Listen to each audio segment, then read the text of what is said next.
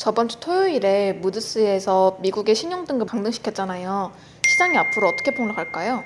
네, 우선 저는 5년 내내 시수 제재차만을 강조했는데요. 이 시수 제재차의 시가 바로 시장입니다. 오늘도 시장의 중요성과 함께 시장이 이렇게 급락할 때는 어떻게 대응해야 되는지까지 설명드리도록 하겠습니다. 우선 제가 올해 수익 낸 부분입니다. 1월 달에 3,500만 원, 2월 달에 4,000만 원, 3월 달에 900만 원, 4월 달에 570만 원, 5월 19일 현재 한 550만 원 정도. 이것만으로도 시장의 차트를 그릴 수가 있습니다. 무슨 말이냐면 1월과 2월에는 많이 벌었다는 얘기는 시장이 좋았다는 얘기입니다. 그리고 3월부터 시작해서 4월까지는 적게 벌었다는 얘기는 시장이 악화됐다는 얘기고요. 그 다음에 5월 달에 지금 약 3분의 2밖에 지나지 않았는데 4월에 번 것만큼 벌었다는 얘기는 다시 한번 시장이 반등하고 있다는 얘기입니다. 정확히 저는 이렇게 차트가 됐을 거라고 생각을 하고 있고요. 그대로 맞는지 한번 체크해 보도록 하겠습니다. 코스피 차트를 살펴보면은 1월부터 2월까지 가파르게 상승을 했고 2월 말부터 4월까지는 급락을 했고 그리고 마지막에 4월부터 현재 5월까지는 반등을 하고 있습니다. 제가 좀 전에 그렸었던 차트와 거의 유사한 것을 알 수 있습니다. 그 말인 즉슨 시장이 돈을 벌어준다는 것입니다. 물론 시장에 역행해서 돈을 버는 투자자들이 있긴 하지만 그런 투자자들은 정말 0.1%의 트레이더에 불과한 것이고 이 방송을 보고 있는 대부분의 투자자들은 당연히 시장이 좋을 때 많은 돈을 벌고 시장이 안 좋아질 때는 당연히 손실을 볼 수 없기 때문에 거기에 맞게 본인의 자산 비중을 조절해야 된다고 생각하고 있습니다. 그런 관점에서 오늘의 방송을 진행해 보도록 하겠습니다. 그러면은 지금 있는 주식을 다 손절하고 현금화시키는 게 좋을까요? 저는 5년 동안 주식 유튜브를 운영을 하면서 사실 하락장이나 폭락장에 대한 대응법은 정말 100번도 더 방송을 했었습니다. 그 중에서 첫 번째, 초보자들은 시장 대응이 어려운 상황에서는 당연히 손절을 하고 현금 확보를 하는 게 우선이지만 현재 같은 경우는 반드시 시장이 하락장으로의 전환이라고 보긴 어렵습니다. 지난 4월부터 말씀드렸던 거는 시장의 바닥을 확인하려면 외국인 수급이 지속적인 매수세로 전환이 돼야 된다고 말씀드렸었는데요. 5월 7일부터 약 8일 동안 외국인 매수세가 연속적으로 들어왔습니다. 그렇다는 얘기는 시장이 어느 정도 하방을 견조하게 지지하고 있다는 얘기고요.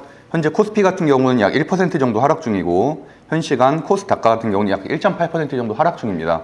단기 조정장으로 갈 가능성이 높다는 말씀도 추가적으로 드리겠고요. 제가 사실 이 부분에 대해서는 누구나 들어올 수 있는 주식 토론방에 이미 공지를 드렸었습니다. 그 내용을 그대로 읽어보면 금요일 미국 시장이 끝나고 나온 무디스의 미국 신용등급 강등은 단기 급락장으로 갈 가능성이 높습니다.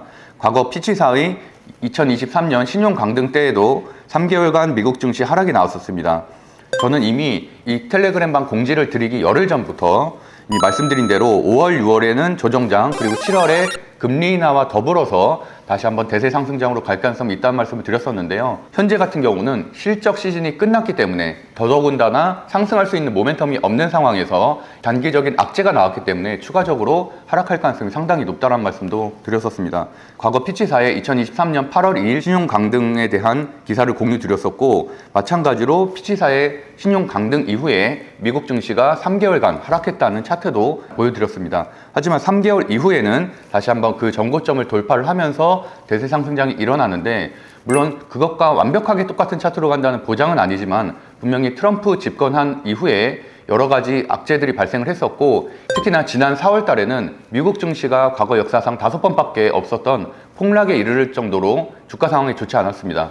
트럼프는 그런 거에 대한 책임을 바이든 대통령의 탓으로 돌린 발언을 지난주에 했었고 그러고 나서 2분기 실적부터는 좋아질 것이라는 말은 공언했기 때문에 상식적으로 생각을 해보면 그러한 트럼프의 발언들 그리고 이번 엔비디아의 사우디 수주와 같은 실적이 개선되는 상황 그리고 마지막으로 실적 시즌이 7월 달부터 다시 시작되며 FOMC 회의가 5월에는 동결을 했지만 7월에는 금리 인하가 이뤄질 가능성이 높다는 점 이 네 가지를 종합해보면 5월, 6월에는 조정장 그리고 7월부터는 다시 한번 상승장으로 갈 가능성이 충분히 있다는 걸 예측할 수 있겠습니다. 물론 모든 예측이 다 맞는 건 아니지만 우리가 대응을 잘하기 위해서는 이런 시장 상황들을 반드시 예측을 할 줄 알아야 됩니다. 저는 이런 폭락 시장에서도 수익을 내고 싶은데 어떻게 해야 될까요?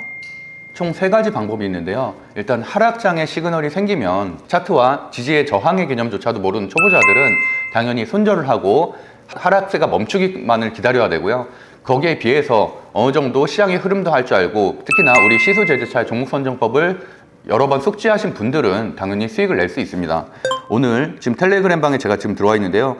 제가 운영하고 있는 매수 매도 방이고, 보시면 시장 흐름 체크에 대한 말씀도 드렸었고, 장초에 이미 마이크로 컨섹솔에 대한 매수 사인을 냈었습니다. 그 이유는 5월 16일 매수 매도 방 중수업에서 마이크로 컨섹솔의 갭상승 이후에 상승에 대한 예측을 미리 드렸었고요. 당연히 오늘 아침에 약 9%부터 시작했었던 마이크로 컨섹솔은 장중에 25%까지 급등을 했었습니다. 그 정도로 매수세가 강한 종목들은 당연히 이런 하락장에서도 일부 종목들은 매매를 할 수가 있고, 그래서 1차 매수 사인을 9시 13분에 냈었고 15,940원, 그리고 1차 매도를 22.61% 상승한 9시 18분에 냈고, 마지막으로 3차 매도는 22.9% 상승했던 9시 46분에 매도를 했습니다. 그래서 이러한 하락장에서도 저희 매수 매도망에선 6% 정도의 수익을 내면서 매매를 마무리했는데요. 물론 이런 것들은 리스크가 있습니다. 장기 종목을 매수할 때는 당연히 손절 라인을 반드시 지켜야 된다는 말씀도 드리고 있습니다. 이러한 하락장에서도 오늘 양봉으로 뜨는 종목들이 분명히 있기 때문에 그런 종목들을 따로 분류해서 논다면 시장이 다시 회복할 땐 그런 종목들은 좀 더 탄성 있게 상승하기 때문에 오늘 같은 하락장에서 우리가 할 일은 전체적으로 시장을 보면서 이렇게 빨간색으로 양봉이 있는 것들을 찾는 일입니다. 보시면은 최근에 급등을 했었던 방위산업 같은 경우도 1%에서 4% 정도 급락 중이고, 조선주들도 하락세, 미용기기도 하락세, 대부분의 이렇게 종목들은 하락 중인데, HD 현대에너지 솔루션처럼 태양광 종목들은 14% 상승 중이고, CS윈드 같은 풍력주들도 3%에서 5% 정도 상승 중, LNG 관련된 주인 한국화분과 동성하이텍 같은 경우도 다른 조선 기자재들과 다르게 양봉으로 상승 중입니다. 이렇게 하락 중일 때는 물론 현금화하는 것도 좋은 방법이긴 하지만 하락 이후 상승에 대비한다면 이렇게 양봉인 종목들을 따로 분류해 놓고 리스트업 해놓는 것들이 수익을 낼 수 있는 투자자의 기본 자세라고 할 수 있을 것 같습니다. 그럼 앞으로 미국 증시와 한국 증시 주가 상황은 어떻게 될까요? 네, 다우존스 차트를 현재 보고 있는데요. 다우존스 차트는 2020년 3월 23일 코로나 최저점 이후로 18,000포인트에서 약 4만 포인트까지 무려 4년 동안 2.5배라는 엄청난 폭등이 있었습니다. 거기에는 챗GPT라는 시대적 화두가 발생을 했고, 엔비디아를 비롯해서 AI 관련주들의 급등이 그런 상승세를 이끌었다고 볼 수도 있는데요. 그러고 나서 트럼프 대통령의 당선 기대감과 함께 추가적인 오버슈팅이 있었습니다. 월봉상 다우존스의 차트를 보면 오랜 기간 유지해 왔었던 추세선에서 2023년과 2024년에는 오버슈팅으로 넘어섰다는 걸 알 수 있고, 현재는 거의 그 박스권의 하단 정도에 위치했다는 걸 알 수가 있습니다. 박스권 하단은 일봉상으로 살펴보면 역사상 단 5번밖에 없었던 최근 4월 달에 미국 증시 폭락 때문이었었는데요. 트럼프 대통령의 일방적인 상호 관세에 따라서 미국을 비롯한 세계 각국의 증시가 모두 폭락이 있었습니다. 특히나 우리나라 증시같이 취약한 상황인 경우에는 장중에 지수가 5% 정도 급락하는 엄청난 하락이 있었는데요. 그러고 나서 미국과 중국의 협상, 그리고 미국과 일본의 관세 협상의 완화, 이런 재료들과 함께 다시 한번 시장은 재차 반등을 했습니다.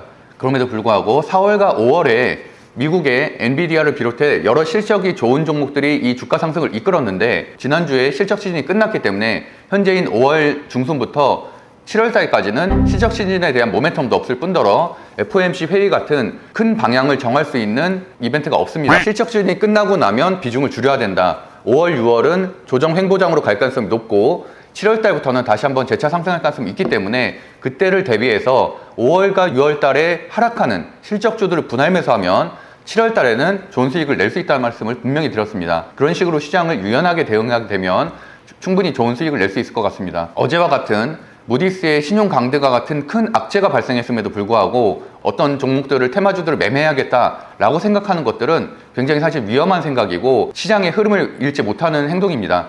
시장 상황에 맞게 실적주를 분할 매도 함으로써도 좋은 수익을 낼 수 있기 때문에 안정적으로 투자하는 합리적인 투자자가 되시길 바라겠습니다. 우리 젊은 부자들 TV와 함께 앞으로도 성장하는 좋은 투자자가 되시길 응원하겠습니다. 감사합니다.